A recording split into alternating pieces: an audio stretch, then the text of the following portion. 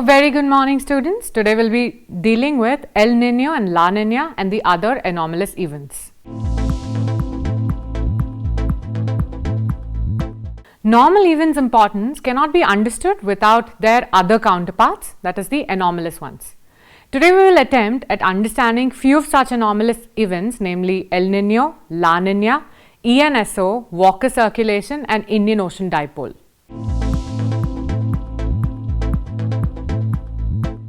Through this lesson, the objective is to make the reader acquainted with few of the anomalous events.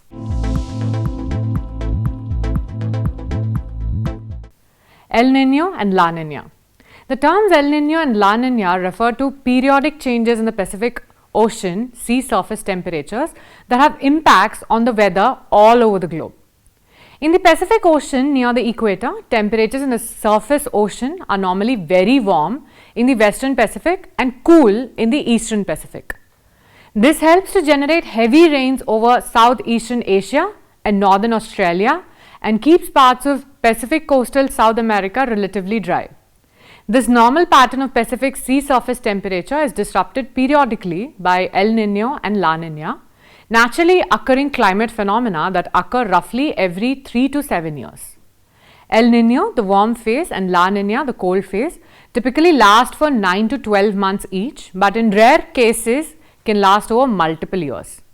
During El Niño, surface water in the central and eastern equatorial Pacific Ocean is unusually warm. Trade winds blowing from east to west weaken and the warm surface waters that typically stay in the Western Pacific are able to move east along the equator. Rainstorms follow the warm water to the central and eastern Pacific. Dry conditions affect Northern Australia and Southeast Asia, and wetter conditions impact Pacific coastal South America. La Nina is characterized by opposite process. The trade winds strengthen and warm water and rainstorm are pushed to the far western equatorial Pacific over Indonesia. This results in cooler surface water in the equatorial Pacific Ocean, dry conditions in the Pacific coastal South America, and much wetter conditions in the Northern Australia and Southeast Asia. The origin of the words. El Niño means little boy or Christ child in Spanish. South American fishermen first noticed periods of unusually warm water in the Pacific Ocean in the 1600s.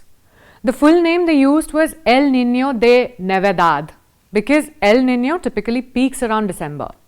El Niño also has a strong effect on the marine life of the Pacific coast. During normal conditions, upwelling brings water from the depths to the surface. This water is cold and nutrient rich. During El Niño, upwelling weakens or stops altogether. Without the nutrients from the deep, there are few phytoplanktons off the coast. This affects the fish that eat phytoplankton and in turn affects everything that eats the fish. The warmer waters can also bring tropical species like yellowtail and albacore tuna into areas that are normally too cold. La Nina means little girl in Spanish. La Nina is also sometimes called El Vejizo, anti-El Niño, or simply a cold event. La Nina has the opposite effect of El Niño. During La Nina events, trade winds are even stronger than usual, pushing more warm water towards Asia. Off the west coast of Americas, upwelling increases, bringing cold, nutrient-rich water to the surface. These cold waters in the Pacific push the jet streams northward. This tends to lead to drought in southern US and heavy rains and flooding in the Pacific Northwest and Canada. During a La Nina year, winter temperatures are warmer than normal in the south and cooler than normal in the north. La Nina can also lead to a more severe hurricane season. During La Nina, waters off the Pacific coast are colder and contain more nutrients than usual. This environment supports more marine life and attracts more cold water species like squid and salmon to places like California coast.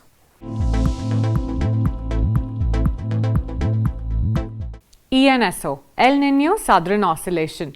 During normal conditions in the Pacific Ocean, trade winds blow west along the equator, taking warm water from South America towards Asia. To replace that warm water, cold water rises from the depths, a process called upwelling. El Niño and La Nina are two opposing climate patterns that break these normal conditions. Scientists call these phenomenon the El Niño Southern Oscillation Cycle. El Niño and La Nina can both have global impacts on weather, wildfires, ecosystems and economies. Episodes of El Niño and La Nina typically last 9 to 12 months but can sometimes last for years. El Niño and La Nina events occur every 2 to 7 years on average, but they do not occur on a regular schedule. Generally, El Niño occurs more frequently than La Nina.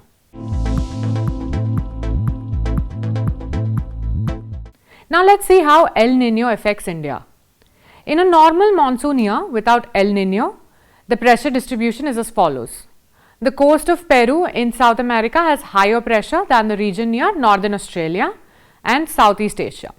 The Indian Ocean is warmer than the adjoining oceans and so has relatively lower pressure. Hence, moisture-laden winds move from near the western Pacific to the Indian Ocean. The pressure on the land masses of India is lower than on the Indian Ocean and so the moisture-laden winds move further from the ocean to the lands.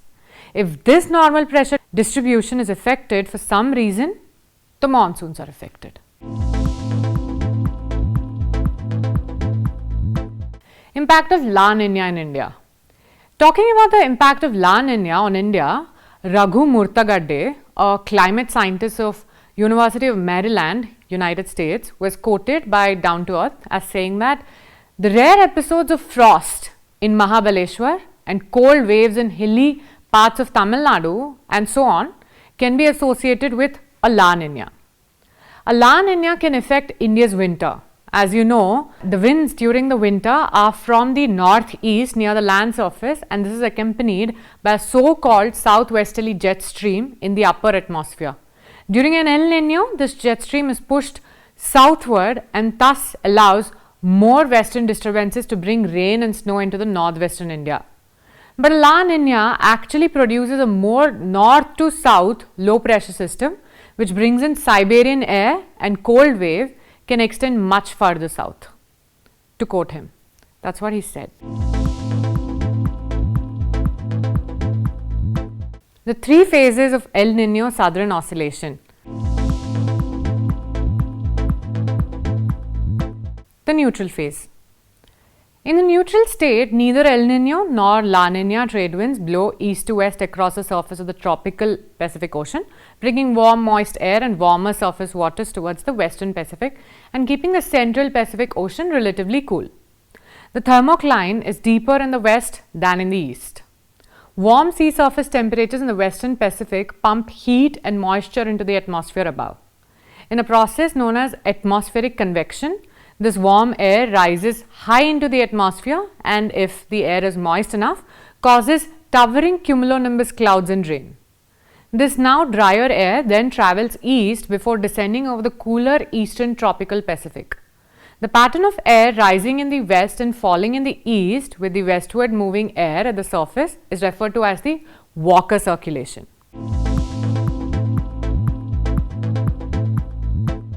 El Niño.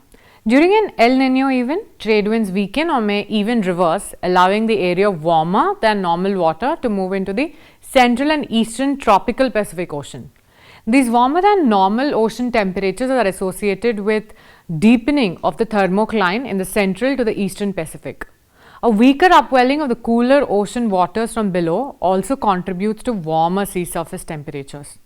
Sea surface temperatures around northern Australia and cooler than normal and the focus of convection migrates away from Australia eastward towards the central tropical Pacific Ocean. This results in increased rainfall for nations such as Kiribati and Peru, but less rainfall over Australia. The greatest impacts are usually felt over inland eastern Australia, while effects for regions such as southwest Western Australia and coastal New South Wales can vary from event to event, and in Western Tasmania, the effects are generally weak. La Nina. During a La Nina event, the Walker circulation intensifies with greater convection over the Western Pacific and stronger trade winds. As the trade winds strengthen, the pool of warmer water is confined to the far western tropical Pacific, resulting in warmer than usual sea surface temperatures in the region north of Australia. Sea surface temperatures across the central and eastern tropical Pacific Ocean become cooler than usual, and the thermocline moves closer to the surface. Cool waters from the deep ocean are drawn to the surface as upwelling strengthens. Convection and hence cloudiness over the region north of Australia increases as stronger winds provide more moisture to the overlying atmosphere and the water circulation intensifies. This strengthens the Australian monsoon and, if the conditions are right, directs increased humidity and rainfall inland over Australia. La Nina events are associated with the increased rainfall over much of the northern and eastern Australia. Parts of northern and central Australia tend to feel the impacts of La Nina more than they feel the impacts of El Nino.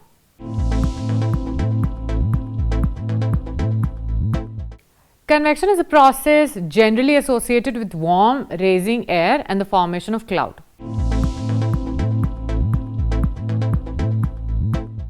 Walker circulation.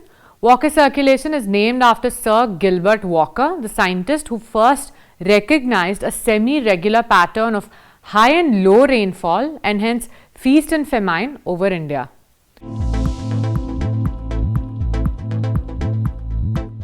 Upwelling. Upwelling is a vertical motion of water. When wind or currents displace water at the surface of the ocean, water from deeper in the ocean is drawn up to replace the displaced water. Deep water is generally cooler and richer in nutrients than the surface water, so upwelling is important in supporting productivity in the oceans of the world.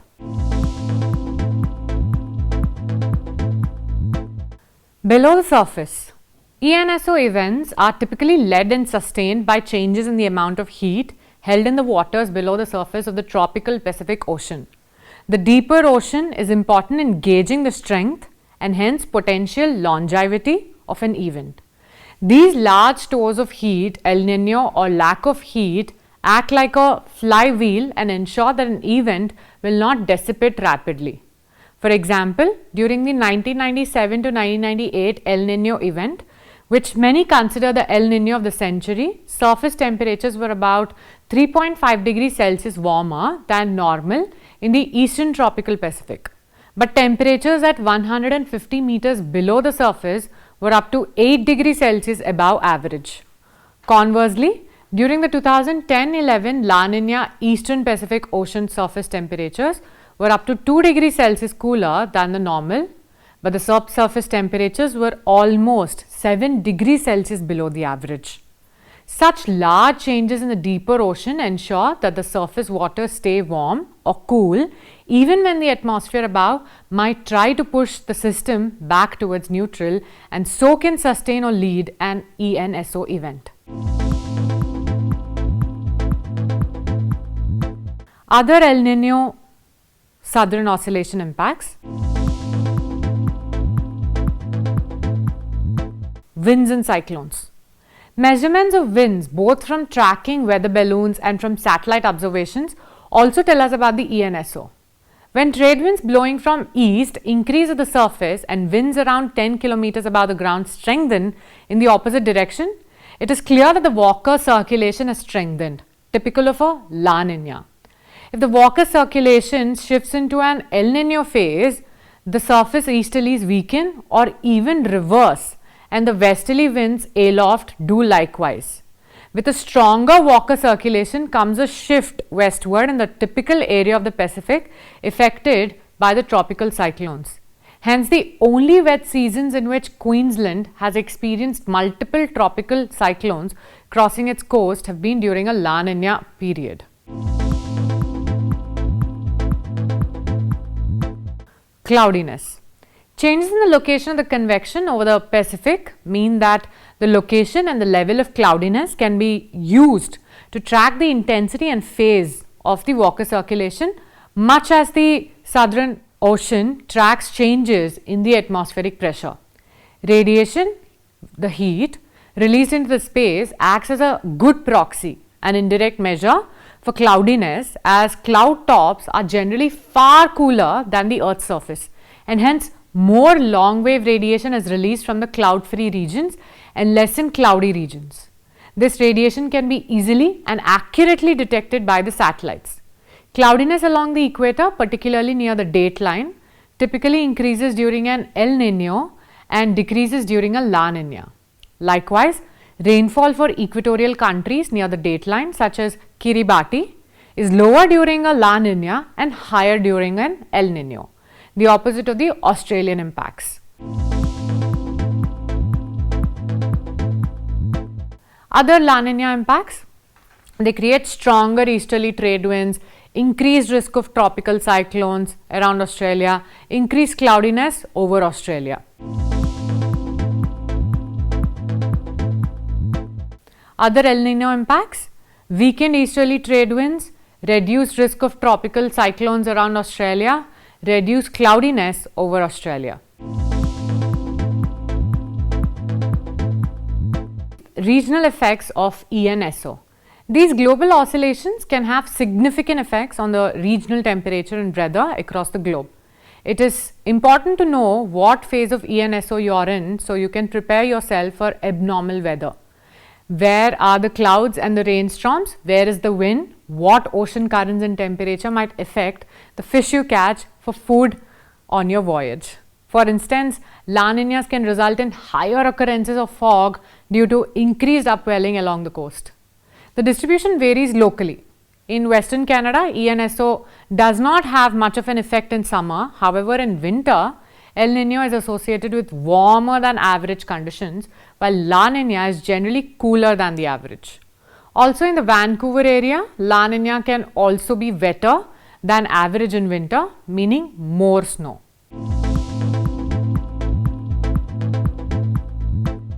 Walker cell. In addition to the north-south circulations, that is the Hadley, extratropical cyclones and the polar cells, there are other weaker east-west circulation patterns that can significantly affect the weather. The longitudinal east-west circulation across the equatorial Pacific is known as the Walker cell or the Walker circulation. We'll start looking at the neutral phase, that is the normal middle phase of this circulation. Neutral means not El Niño and not La Nina. The Walker cell is driven by the temperature and pressure gradients. Areas of high pressure form over the cooler eastern Pacific waters. Areas of low pressure form over the warmer western Pacific. Winds near the equator flow from the areas of high pressure to the low pressure.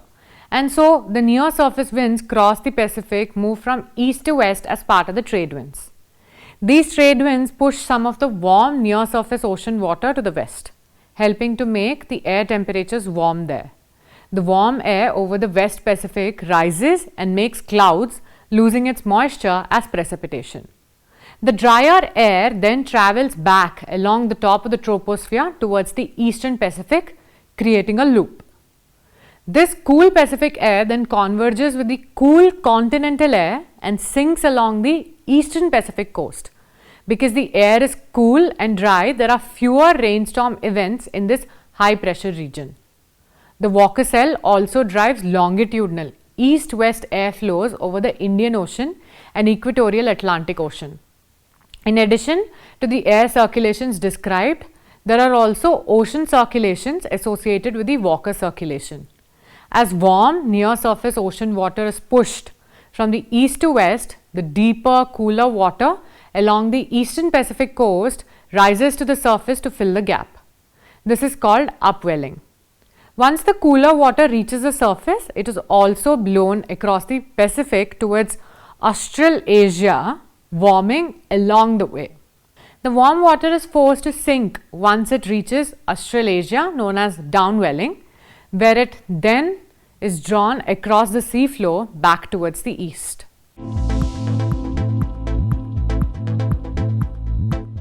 The Indian Ocean dipole.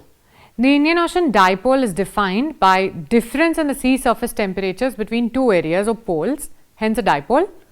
A western pole in the Arabian Sea, where Western Indian Ocean, and an eastern pole in the Eastern Indian Ocean south of Indonesia.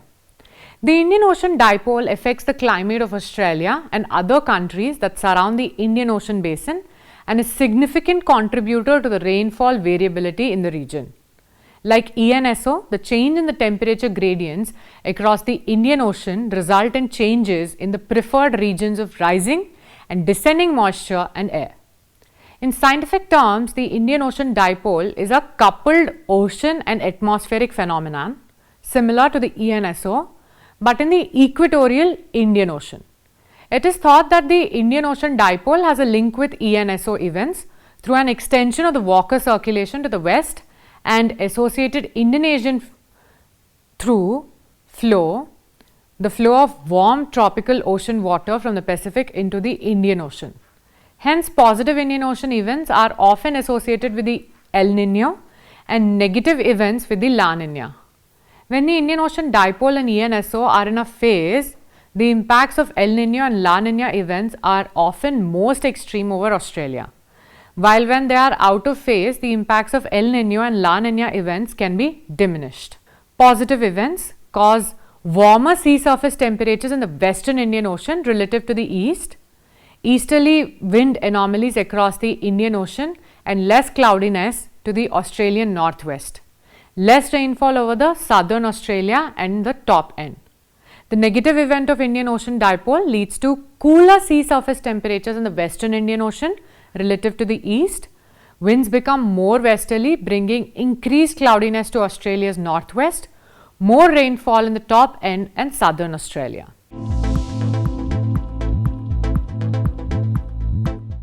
To summarize, with the climate change increasing with vigor over the years and the not normal becoming the status quo, it's very much essential for us geographers to emphasize and get ourselves acquainted with the terms of El Niño, La Nina, ENSO, Walker circulation and Indian Ocean dipole, etc.